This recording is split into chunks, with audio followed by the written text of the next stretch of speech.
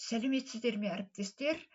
Бүгін сіздерге 5 сыныптың жаһандық құзыреттіліктер курсындағы ата-бабадан қалған ілтипат, отбасының негізі, дастархан басындағы әдеп, дастархан әзірлеу деген тақырыптағы презентацияны ұсынбақшымын. Бір керектеріңізге жарап қалар, лайк басып, комментарий жазып, пікір жазып, каналды қолдап, каналға тіркеліп, тарата отырыңыз. Сабақтың мақсаты оқушылар қазақ халқының дастархан мәдениетін үлкенге деген ілтипатты, отбасылық қарым-қатынастағы әдепті түсінеді. Дастархан әзірлеу мен басындағы мінез-құлық ережелерін үйренеді, ата-баба дәстүрін бағалауға, құрметтеуге тәрбиеленеді. Одан кейін тілек шеңберіне оқушыларды тұрғызасыз. Тақтаның алдына оқушылар шығады да, шеңбер бойына тұрып, әр оқушы бір-біріне допты кезекпен лақтыра отырып, өз отбасына немесе үлкендерге арнап бір жақсы тілек айтып шығады. Одан кейін оқушыларды отырғызасыз да, сабақтың тақырыбын ашу, яғни әңгімелесу 5 минут. Үйде тамақ ішерде не істейсіңдер? Үлкендер дастарханда отырғанда неге бірінші сөз оларға тиесілі? Дастархан басында қалай сөйлеу керек деген осы 3 сұрақ төңірегінде оқушылардың пікірлерін тыңдайсыз. Одан кейін әрі қарай өзіңіз қорытындылап тастайсыз. Өйткені бұл жерде 3 тақырып беріліп тұр ғой.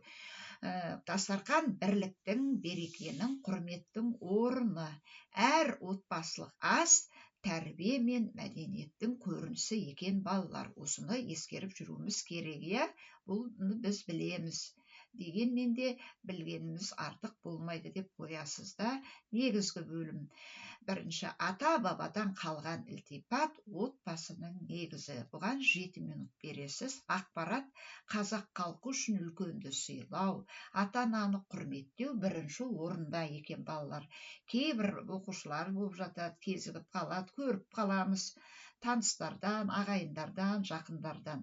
Баласы ата-анасының тілін алмай жатқанын, ондай әдет дұрыс емес екен деген сияқты оқушыларға ой тастап қоясыз арасында. Үлкенге құрмет, кішіге ізет, бұл тәрбиенің негізі.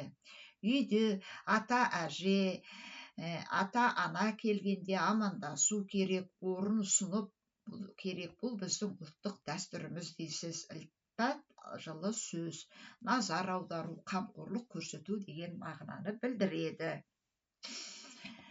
Енді мына мақалды оқиықта, сосын дәптерлеріне көшіріп алыңдар деп, дәптерлеріне көшіртіп жаздырасыз. Мақалдар: атаның балаға деген ақылы дәрия, үлкенге ізет, кішіге құрмет.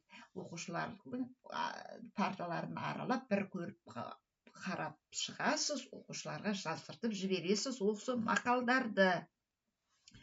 Одан кейін екінші тақырып, дастархан басындағы әдеп. Бұғанда 7 минуттай уақыт кетеді. Ақпараттарды таныстырасыз. Тамақ ішіп жатқанда сөйлемеу, жаман сөз айтпау. Яғни дастархан басында өзгелердің сыртынан артық жаман сөздер, ғайбат сөздер айтуға болмайды. Тек қана жақсы сөз, мәдениетке қатысты сөздер айту керек сөйлегеннің өзінде деп қоясыз. Ең үлкен адам алғашқы болып бата беріп тамақты бастайды. Тамақты ортадан алу, өзгеге сыйлап тарту — бұл мәдениеттіліктің белгісі. Тәбетпен жеу, ысырап етпеу әдеп ережесі. Міне осы айтылған ақпараттарды біз есімізге сақтап, әр ескеріп жүруіміз керек дейсіз де. Қазақтың дәстүрі бойынша мына мақалдарды оқисыз да, тағы да осылардың ішінде мына жасыл түспен боялғанын дәптерлеріне көшіртіп жаздыртасыз. Ас адамның арқауы, дәптерлеріне жазып алады. Дастархан басында дау айтылмайды. Бата, дұғаның, тілектің жоғары түрі. Дастархан басында асқа не береді балалар? Үлкендер ас алды бастарының алдында дейсіз, сонда бата беріледі екен асқа. Одан кейін 3-ші бөлім, бүгінгі тақырыптың дастархан әзірлеу. Бұған 6 минут уақытыңыз кетеді. Ақпарат, дастархан әзірлеу тек ананың емес, отбасы мүшелерінің ортақ міндеті. ыдысты таза ұстау, дастарханды сәнмен жаю, әр тағамды орнымен қою бұл тәрбиенің белгісі. Қонақ шақырғанда ерекше ықыласпен жайылады, оны өздерің де білесіңдер десе, оқушылар өздері айтады. Кім қонақ шақырғанда ата-аналарыңа көмектесесіңдер ме, не істейсіңдер дастархан жайған кезде деген сияқты қосымша сұрақтар қойып жібересіз. Одан кейін практикалық жұмыс орындатасыз, оған 10 минут бересіз. Сыныпты 3 топқа бөлесіз. 1, 2, 3 деп, сосын кейін 1, 2, 3 деген нөмірге ие болған оқушылар топқа бөлінеді де, мына тапсырмаларды орындайды. Бірінші топ үлкенге ілтипат көрініс қояды. Екінші топ дастархан басындағы мәдениет, оларда көрініс танытады. Үшінші топ қонаққа дастархан әзірлеу бойынша үлкен батыман бересіз, соған жылдамдатып жабылып сурет салады. Уақыты біткеннен кейін осы практикалық жұмыс, яғни топтық жұмыс аясында кері байланыс бересіз. Бұның өзі бірталай уақытты алады. Одан кейін сабақ соңында мына тақырып тесттік тапсырманы орындатасыз да сабақты түйіндейсіз. Бірінші осыны қосып қояйын. Бірінші сұрақ: қазақ халқы дастарханға қандай мағына берген? Дастархан қазақ халқының қонақжайлық, сыйластық және ұлттық дәстүр символы. Ілтипат деген не? Ілтипат сыйластық, құрмет. Ас адамның арқауы деген сөз нені білдіреді? Тамақ адамның өмір сүру үшін өте маңызды.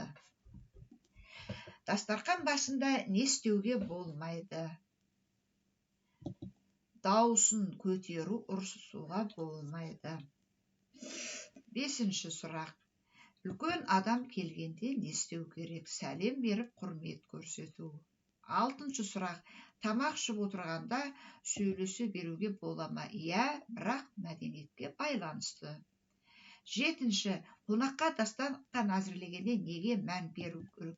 Тағамдардың дәмі мен қонақтардың талғамына деген сияқты жауапты түрдеді. Сегізінші сұрақ: тоғызыншы сұрақ: ысырап деген не? Оныншы сұрақ: үлкен кезде кішіге құрмет. Осыдан кейін оқушыларға рахмет айтасыз да сабақтың мақсаты бойынша қорытындылайсыз. Сонымен балалар, бүгін біз не білдік сабақтың мақсатында? Қазақ халқының дастархан басындағы мәдениетін, үлкенге деген ілтипатты, отбасылық қарым-қатынастағы әдептерді түсіндік. Дастархан әзірлеу мен дастархан басындағы мінез-құлық ережелерін үйрендік. Ата-баба дәстүрін бағалауға, құрметтеуге қарсы өзіміздің ілімімізді толтырдық. Назарларыңа рахмет. Келесі сабаққа бара қойыңдар деп шығарып саласыз. Сізге де рахмет.